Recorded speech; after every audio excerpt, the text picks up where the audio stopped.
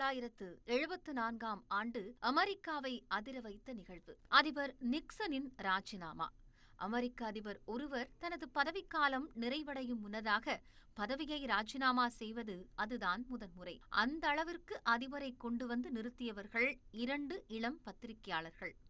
அமெரிக்க அதிபர் தேர்தலின் போது வாஷிங்டனில் உள்ள வாட்டர்கேட் எனும் ஹோட்டலில் இருந்து கொண்டு தொலைபேசி தகவல்கள் ஒட்டு கேட்கப்பட்டன.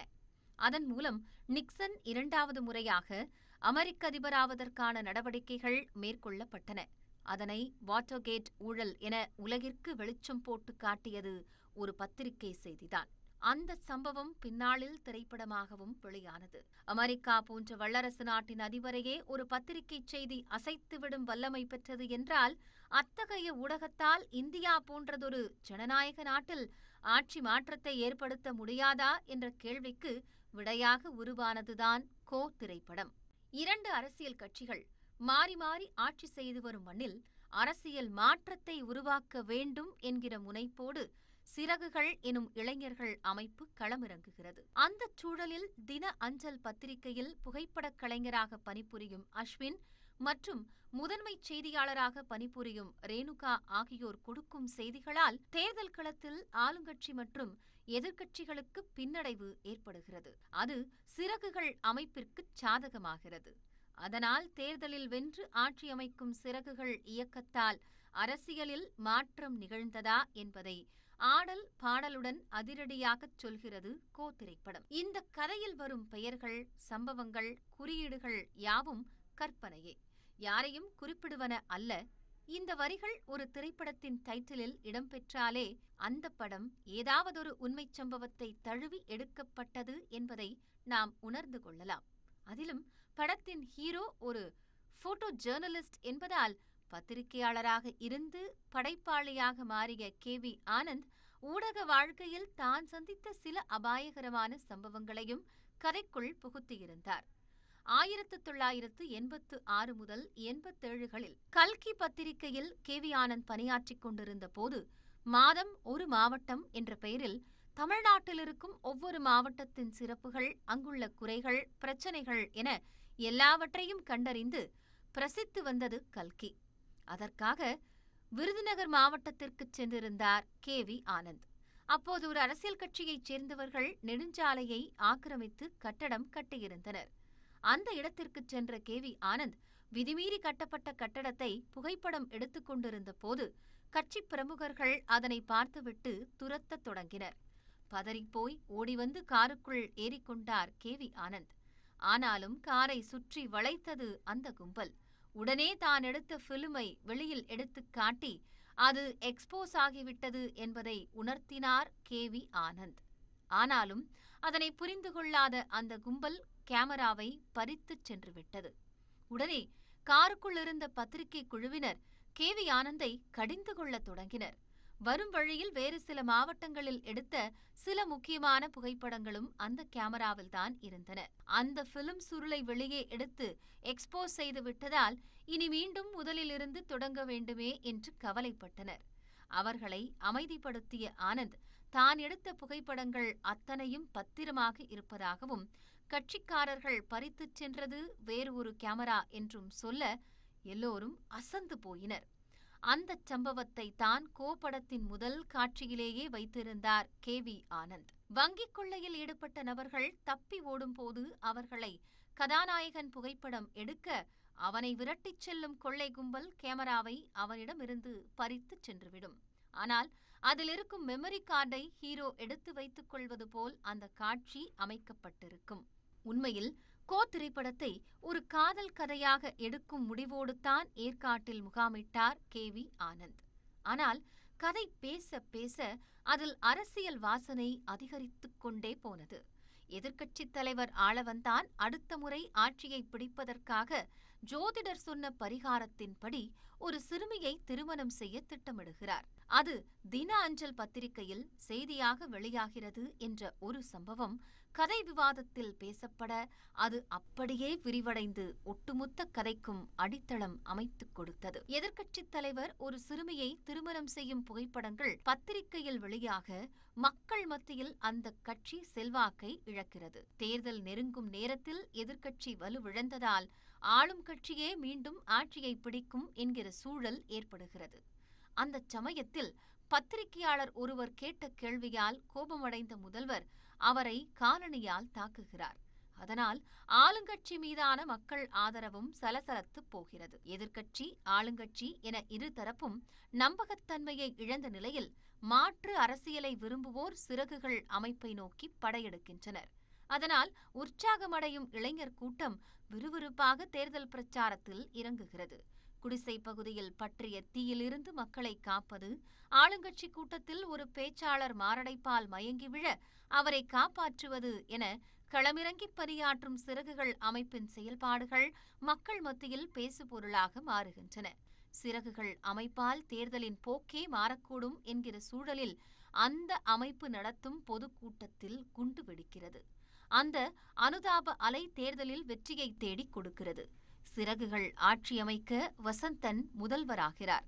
இப்படி அரசியலாக நகரும் கதைக்குள் நட்பு, காதல் என அடுத்தடுத்த அடுக்குகளை சேர்த்து சுவாரஸ்யம் கூட்டியிருக்கிறது கதை திரைக்கதை எழுதிய சுபா மற்றும் KV ஆனந்த் கூட்டணி. கோப்படத்தின் கதை பலருக்குச் சொல்லப்பட்டு ஒரு கட்டத்தில் சிலம்பரசன் கதாநாயகனாகவும் ஒப்பந்தம் செய்யப்பட்டார். ஓரிரு நாட்கள் படப்பிடிப்பிற்கு பின் கருத்து வேறுபாடுகளால் KV ஆனந்த் சிலம்பரசன் கூட்டணி நிகழாமற் போனது. அதன் பின்னர்தான் ஜீவா இந்த கதைக்குள் வந்தார். பொறுப்பான, அதே சமயம் துணிச்சலான பத்திரிகையாளராகவும், நல்ல நண்பனாகவும், நாணயமான காதலனாகவும் தெளிவாக வரையறுக்கப்பட்ட ஜீவாவின் கதாபாத்திரத்தால் கோ திரைப்படம் அவரது வாழ்வின் மைல்கல் படமாக மாறியது. KV ஆனந்தின் முந்தைய படமான அயன் படத்தின் வெற்றியால் கோ படத்தில் நடிக்க தயாராக இருந்தார் தமன்னா. ஆனால் மதுரைக்கார பெண்ணை போன்ற தோற்றம் கொண்ட ஒருவர்தான் அந்த கதாபாத்திரத்திற்கு சரியாக இருப்பார் என நம்பிய KV ஆனந்த் நடிகை ராதாவின் மகளான கார்த்திகாவை கதாநாயகியாக அறிமுகப்படுத்தினார். அந்த எதிர்பார்ப்பை குறைவின்றி நிறைவேற்றினார் கார்த்திகா. ஜீவாவை ஒருதலையாக காதலிக்கும் கதாபாத்திரத்தில் பியா பாஜ்பாய் நடித்திருந்தார். படத்தில் கதையை நகர்த்திச் செல்லும் முக்கியமான கதாபாத்திரங்கள் 3. முதலாவதாக எதிர்க்கட்சித் தலைவர் ஆளவந்தானாக வரும் கோட்டா சீனிவாச ராவ். பழமை படிந்த ஒரு அரசியல் தலைவரை கண்முன் கொண்டு வந்த கோட்டா சீனிவாச ராவ் பத்திரிகை அலுவலகத்திற்கு சென்று மிரட்டும் காட்சியில் தமிழில் பேசாதவர்களை கலாய்ப்பதும், பின்னர் அங்கிருந்து வெளியேறுகையில் பை என்று சொல்லிவிட்டு போவதுமாக கலகலக்க வைத்தார். முதல்வர் யோகேஸ்வரனாக வரும் பிரகாஷ் ராஜ் பழமையும் புதுமையும் கலந்த ஒரு அரசியல் தலைவராக பிரதிபலித்தார். எல்லோரையும் போல ஒரு முதல்வர் எளிமையாக நடமாட முடியாது என்பதை ஜீவாவுக்கும் கார்த்திகாவுக்கும் உணர்த்துவதற்காக திடீரென சாலையில் இறங்கி நடக்கத் தொடங்குவார் பிரகாஷ் ராஜ். அதனால் அந்த இடத்தில் ஏற்படும் பரபரப்பையும் அதன் மூலம் தன் செல்வாக்கை உணர வைக்கும் பிரகாஷ் ராஜின் சாணக்கியத்தனத்தையும் விறுவிறுப்பாக படமாக்கி இருந்தார் KV ஆனந்த். பொதுவாக வில்லன் நடிகர்கள் என்றால் ஆஜானுபாகுவாக அல்லது மிரட்டும் தோற்றம் கொண்டவர்களாக இருக்க வேண்டும் என்பதை விரும்பாதவர் KV ஆனந்த். அதனால்தான் தன் படங்களில் வில்லன்களையும் ஹீரோவுக்கு இணையாக அழகானவர்களாகவே காட்டுவார். கோப்படத்தின் வசந்தன் கதாபாத்திரத்திற்காக மாதவன், சசிகுமார் என பலரிடமும் பேசப்பட்டு இறுதியாக அஜ்மல் நடிப்பதாக முடிவானது. மாற்று அரசியலை முன்வைக்கும் நவீனத்துவ அரசியல்வாதியாக வசந்தன் கதாபாத்திரத்தை சிறப்பாக கையாண்டிருந்தார் அஜ்மல். குறிப்பாக அஜ்மலின் இன்னொரு முகம் வெளிப்படும் இறுதிக் காட்சி எல்லோரது இதயத்தையும் தடதடக்க வைப்பதாக இருந்தது. அரசியல் பிழைத்தோருக்கு அறம் கூற்றாகும் என்ற சிலப்பதிகார உண்மையை உணர்த்தும் விதமாகவே கோப்படத்தின் திரைக்கதை அமைக்கப்பட்டிருந்தது. மாற்று அரசியலை முன்வைத்த வசந்தன் தான் கட்சி கூட்டத்தில் குண்டுவெடிக்க காரணம் என்ற உண்மை வெளியானால் ஆட்சி கவிழும். மாற்று அரசியல் எனும் முழக்கம் வலுவிழந்து போகும் என்பதை உணரும் அஸ்வின் வசந்தனை மட்டும் தண்டிக்கும் வகையில் ஒரு முடிவை எடுக்கிறான். ஆகப் பெரிய நன்மைக்காகச் சொல்லப்படும் பொய்யும் உண்மை என்றே எடுத்துக் கொள்ளப்படும் என்ற குரலோடு படம் நிறைவடைகிறது. தன்வினை தன்னை சுடும் என்பதற்கேற்ப படத்தில் பத்திரிகையாளராக வரும் சரோ கொல்லப்பட்டதைப் போலவே அவரை கொலை செய்த கதிரும் கொல்லப்படுவார். குண்டுவெடிப்பில் தன் நண்பர்கள் உயிரிழக்க காரணமான வசந்தன் குண்டுவெடிப்பிலேயே உயிரிழப்பான். கதாநாயகன் அஸ்வினை உயரம் தாண்டுதலில் வல்லவனாக கலகல பாடல் காட்சியில் காட்டியிருப்பார் KV ஆனந்த். இறுதியில் தன் உயரம் தாண்டும் திறமையை கொண்டு கண்ணிவெடியில் இருந்து அஸ்வின் தப்பிப்பதாக காட்சி அமைக்கப்பட்டிருக்கும். இப்படி படம் முழுக்க பல நுணுக்கங்களை தூவியிருந்தார் KV ஆனந்த். 2011ஆம் ஆண்டு வெளியான கோ திரைப்படத்தின் பல காட்சிகள் இன்றைக்கு மாற்று அரசியல் பற்றி பேசுவோரையும் பிரதிபலிப்பதாக இருப்பது ஆச்சரியமூட்டுகிறது.